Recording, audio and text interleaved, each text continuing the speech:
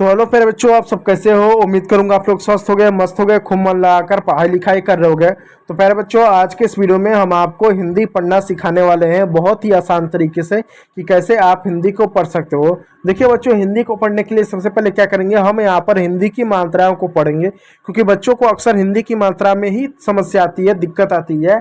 और जब हिंदी की मात्रा को अच्छे से पढ़ लोगे तो उसके बाद क्या करेंगे, जो व्यंजक होते उन व्यंजकों पर हम ई की मात्रा का प्रयोग करना कुछ इस तरीके से सिखाएंगे कि कैसे छोटी ई, बड़ी ई, किस तरीके से आप मात्राओं का प्रयोग करोगे, किस तरीके से शब्द बनेगा।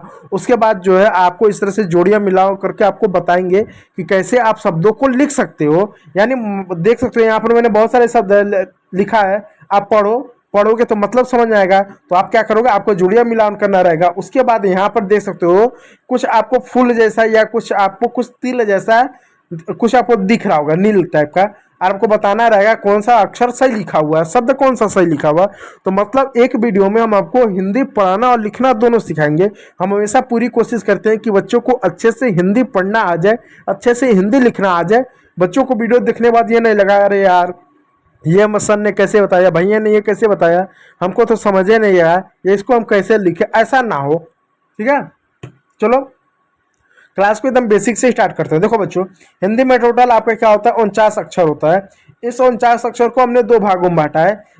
पहला बांटा है हमने स्वर में, जो कि आपका हिंदी में होता है 13।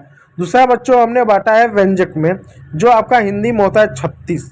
ठीक है, तो जो 13 स्वर होते हैं इनको हम मात्रा भी अपनी भाषा में बोलते हैं। बोलते ना कि 13 भाई या 13 मात्रा है। तो बच्चों हिंदी में अ की कोई मात्रा नहीं होता, मतलब मात्रा नहीं होता का मतलब होता है हिंदी में अ का कोई चिन्ह नहीं होता है। लेकिन जो अ होता है यह क से लेकर ज्ञ तक सभी अक्षरों में अ की ध्वनि होती है। यानी अ की ध्वनि अ अ ऐसा अ की ध्वनि होती है। तो अ की ध्वनि कहाँ होती है, क से लेकर ज्ञ तक सब में अ की ध्वनि होती है। जैसे अगर आप मेरे साथ बोलो क, तो लास्ट में को ऐसा खींचा हुआ चला अ की ध्वनि सुनाई दे रहा है।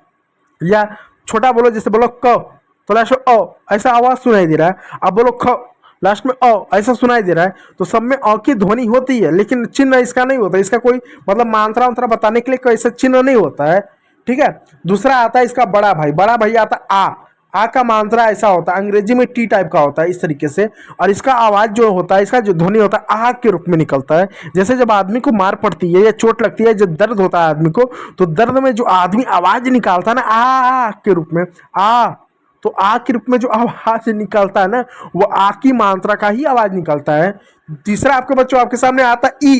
किसका ई, ई ई ई के रूप में इसका ध्वनि आती है। इस बात को याद रखिएगा, ई के रूप में इसकी ध्वनि आती है। चौथा आपके सामने आता है बड़ी ई, बड़ी का ध्वनि ई के रूप में निकलता है। आप इसको याद रखिएगा। और इसका चिन्ह जो है इस तरीके से आपका दिखता है। उसके बाद बच्चा आता है ऊ का ध्वनि इस तरीके से ऊ ऊ ऊ के रूप में होता है और इस तरीके से दिखाई देता है। बड़ा हुआ था ऊ, और इस तरीके से बच्चों ये बड़ा ऊ का दिखाई देता है। उसके बाद आता है री, ऋषि यहाँ पर होता है, ऋषि का ध्वनि री के रूप में होता है, री जैसे कृष। और री का जो चिन्ह होता है इस तरह से अंग्रेजी के सी अक्षर की तरह होता है। तो यहाँ तक क्लियर आपका हो गया। अ का कोई चिन्ह नहीं होता, आ का मतलब इस तरीके से होता है, छोटी इस तरीके से होता है, बड़ी इस तरीके से घुमाकर होता है, और छोटा ऊ इस तरीके से लिखा जाता है, बड़ा ऊ इस तरीके से, और ऋषि की मात्रा इस तरह के अंग्रेजी में सी की तरह लिखा जाता है। इतना क्लियर हो गया बच्चों, एकदम बेसिक से पढ़ा रहा हूँ, एकदम आसान तरीके से पढ़ा रहा हूँ ताकि आपको कभी भी दिक्कत ना हो। चलो अगला आता ए की मात्रा ए के रूप में होता है, ए के रूप में होता है, और ए की मात्रा ए इस तरह से दो डंडे होता है। तो ए के लिए एक डंडा, ऊपर कोई इसका मतलब अक्षर में कोई मात्रा नहीं होता, क्या नहीं है, देखिए एक डंडा लगाते हैं, और इस पे एक डंडा होता है, तो यहाँ के लिए दो डंडा हम लगाते हैं। उसके बाद अच्छा आता है ओ के लिए इस तरीके से ओ का प्रयोग करते हैं, ओ, और औ के लिए इस तरह का औ का प्रयोग करते हैं, औ, और अंगा के लिए इस तरह से बिंदु का प्रयोग करते हैं, और अ के लिए इस तरह ऊपर नीचे दो बिंदु का हम क्या करते हैं, प्रयोग करते हैं अह के लिए।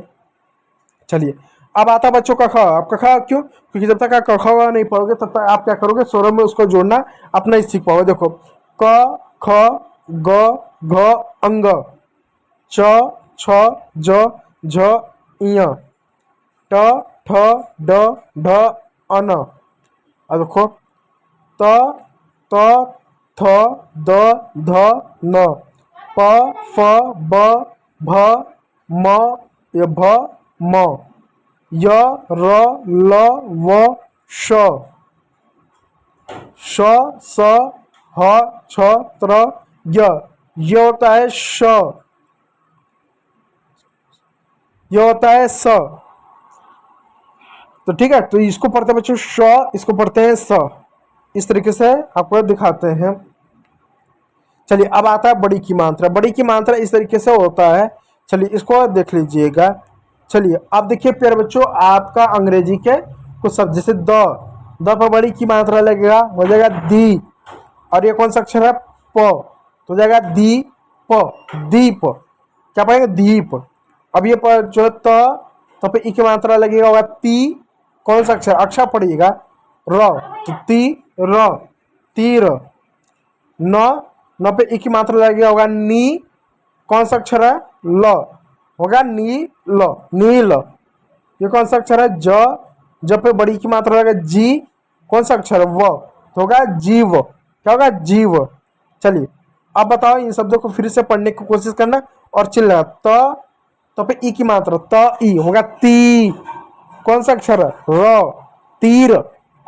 तो तीर कहीं पर दिख रहा है क्या आपको? हाँ, इधर तीर है, तो तीर को तीर से मिला दो। चलो अगला ख पे बड़ी की मात्रा खी। कौन सा अक्षर है? र, खीर। खीर कहीं पर दिख रहा है? हाँ, यहाँ मटके में खीर दिख रहा है, खीर। तो खीर को खीर से मिला दो। चलो क पे ई की मात्रा की। कौन सा अक्षर है? ल, कील। कील कहीं पर दिख रहा है? हाँ, खीर के ऊपर किल दिख रहा है, किल को मिला दो। चलो तो पे ई की मात्रा ती। कौन सा अक्षर है? न, तीन। तीन कहीं पर दिख रहा है क्या? हाँ दिख रहा है, तीन। जब तीन को तीन से मिला दो, हो जाएगा तीन। तो प्यारे बच्चों इस तरीके से आपका ये इतना हो गया। चलो अब देखो यहाँ प्यारे बच्चों, यहाँ पर क्या आपको दिख रहा है? यहाँ कुछ फूल दिख रहा होगा। असल में नील का पत्ता है, नील का फूल है। नील आता ना, पहले सुन लो, अपने कपड़े डालते थे, एक कंपनी था उजाला नील, बहुत उस समय फेमस था। तो ये नील, तो कौन सा नील सही लिखा हुआ है? तो बोलो मेरे साथ, नील। तो नौ की ध्वनि सुनाए, पहले नौ लिखो, नौ। अब बोलो नील, तो लंबा उच्चारण हो रहा है नी, तो लंबी उच्चारण मतलब बड़ी की मात्रा नी। लास्ट में कौन सा अक्षर है? ल, ल, नी ल, तो ल लिख दो इस तरीके से। न पे एक मात्रा नी, लास्ट में ल लिख दो। बता कौन सा नील सही है? ये नील सही है? नहीं, यह नहीं, यह नहीं, ये वाला सही है। तो नील इस तरीके से ये सही है। चलो अगला देखो क्या है? ये तो खीर दिख रहा है, तो खीर कैसे लिखेंगे? बोलो खीर, खीर। तो कौन सा अक्षर सुनाई दे रहा है? ख क्या अक्षर सुनाई दे रहा है?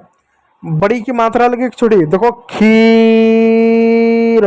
बड़ी की मात्रा लगा दो। किसकी मात्रा आप लगा दो? आप जो है बड़ी की मात्रा लगा दो।